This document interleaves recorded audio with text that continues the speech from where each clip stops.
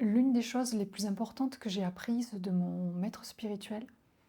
c'est de faire face et de faire face à tout.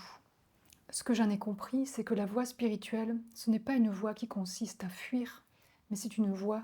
bien au contraire, qui consiste à faire face à toutes les situations et à tout ce que nous rencontrons sur notre chemin. Ça signifie d'abord faire face à tout ce que nous rencontrons d'extérieur. Et en général, lorsque l'on fait le choix, lorsqu'on prend la décision de recevoir des enseignements, d'aller plus sur un chemin spirituel, de quitter une voie un peu plus ordinaire, conventionnelle, on fait face hum, à de la désapprobation sociale, on fait face à de la critique, on fait face à de l'incompréhension au regard des autres. Et l'une des premières choses, c'est de pouvoir déjà faire face à tout ce qui se joue à l'extérieur, autour de nous. Pour certains, ça peut des fois être quelque chose de très difficile à vivre, et en particulier dans notre société, dans notre culture qui n'est pas favorable et qui a très peu de connaissances sur la voie spirituelle. Cela ne fait pas partie de notre des projets de vie qui sont communément admis. C'est quelque chose de toujours qui est considéré comme à contre-courant de la société, comme un échec ou comme le fait de tourner le dos à une vie normale, entre guillemets. Et donc, il est très fréquent, pour pas dire que c'est quasi pour tout le monde, nécessaire de devoir faire face à cela. Et donc, c'est une première chose. Et le fait de faire face développe en fait des qualités déjà d'acceptation, telles que les situations se présentent pour pouvoir les vivre, ne pas les rejeter, ne pas les fuir, mais faire face. Et aussi développe le sens du discernement, de l'engagement.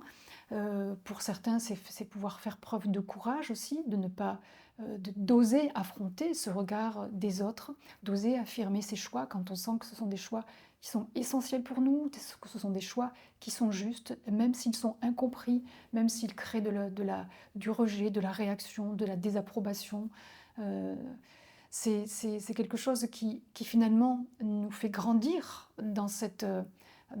assurance intérieure. Et la plus grande partie de ce travail intérieur, ce travail spirituel, cela va être de faire face à cette adversité, non pas extérieure, mais intérieure. Et là aussi,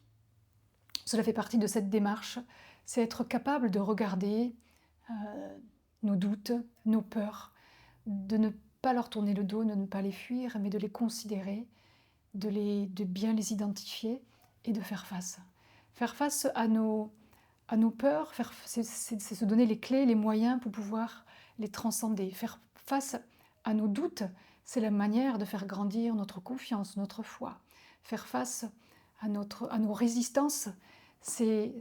de cette façon-là que l'on apprend à lâcher prise, à développer cette capacité à s'abandonner, à faire confiance à notre cœur et à notre intuition plutôt qu'à notre mental.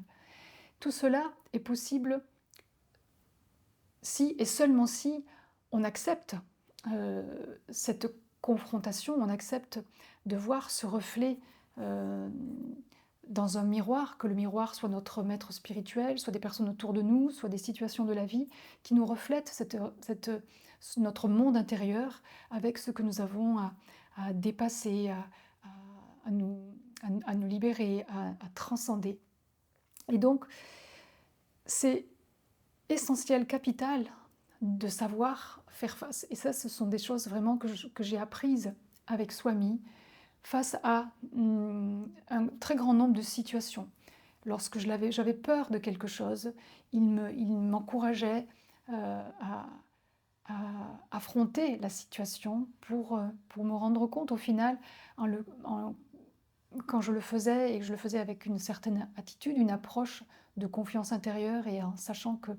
j'allais être enseignée, que ça allait être quelque chose d'important pour moi, en me rendant compte que lorsque je faisais face, en fait, la peur tombait et que je réalisais en fait que c'était simplement une croyance, des croyances que j'avais au sujet d'une situation. Et la peur tombait et que je pouvais littéralement faire tomber ma peur, mes différentes peurs, en faisant face aux différentes situations qui se présentaient à moi.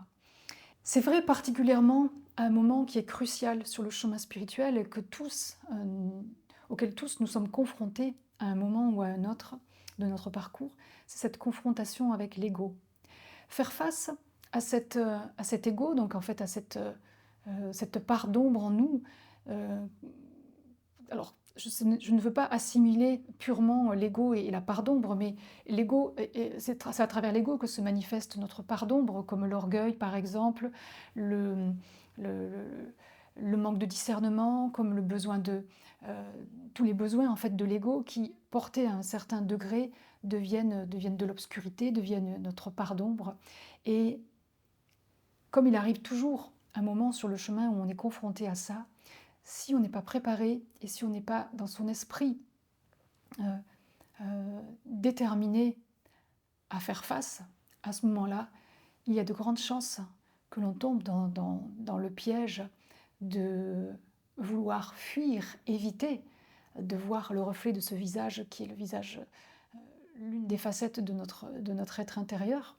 qui est cette part d'ombre. Donc cela peut être le fait de ne pas accepter de regarder cette part d'ombre, en fuyant, en rejetant, en niant. C'est une des stratégies. Et une autre stratégie, c'est de se battre contre là où les personnes ou les situations qui mettent en évidence cette part d'ombre. Et c'est ce dont j'ai été témoin à de nombreuses reprises avec des personnes qui viennent voir Swami pour être enseignées, et lorsqu'il leur tend ce miroir pour qu'elles puissent faire face à cette part d'ombre en elles, ces personnes réagissent avec colère, avec orgueil, et finalement n'acceptent pas de faire face. Et ça a été aussi sur mon chemin des moments très importants lorsque j'ai pris conscience de cette obscurité intérieure, de cette part d'ombre, de ces différentes parts d'ombre en moi. Les enseignements et la présence de Swami ont été très importantes pour bien faire la part des choses et comprendre que regarder cette part d'ombre, ça ne veut pas dire s'identifier à elle, c'est au contraire le fait même de faire face à cette part d'ombre permet de créer finalement une certaine distance, de s'en dissocier et de comprendre que ce n'est, pour moi en tout cas, cela m'a permis de réaliser que ce n'était pas moi. C'était une part de moi certes, mais une part de moi illusoire, éphémère. Je ne minimisais pas l'importance qu'elle avait, la place qu'elle prenait dans mon fonctionnement et dans ma vie, mais c'est justement en ne minimisant pas et en acceptant totalement, complètement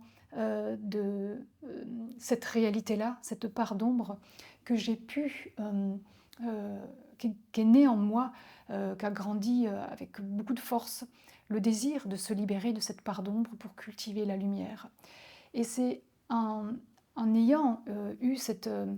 en ayant pris cette décision de faire face à chaque fois, en faisant ce choix-là, parce que c'est en fait un choix que nous faisons, en faisant ce choix-là, c'est ce qui m'a permis, au fur et à mesure, une à une, d'identifier ces différentes parts d'ombre et de pouvoir m'en libérer.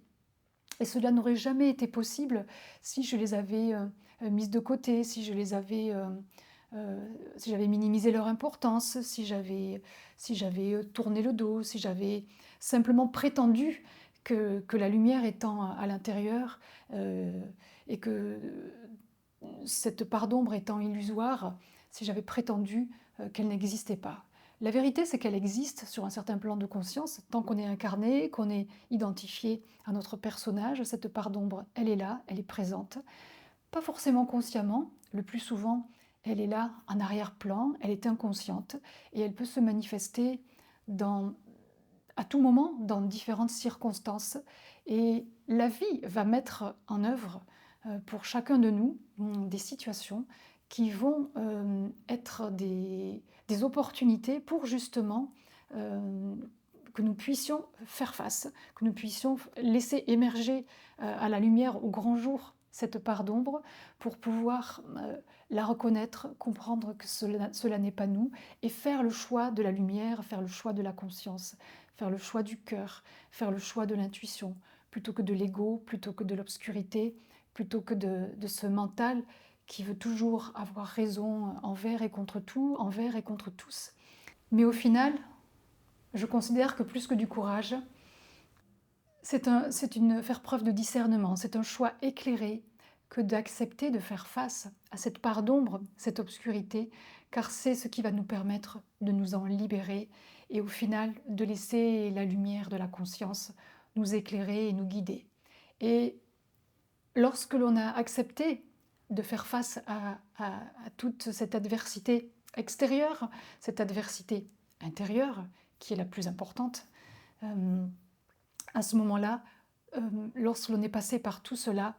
on a développé des qualités, on a développé une force intérieure qui sont très précieuses pour avancer sur le chemin et qui sont aussi une source très riche d'enseignement, de compréhension et finalement de libération.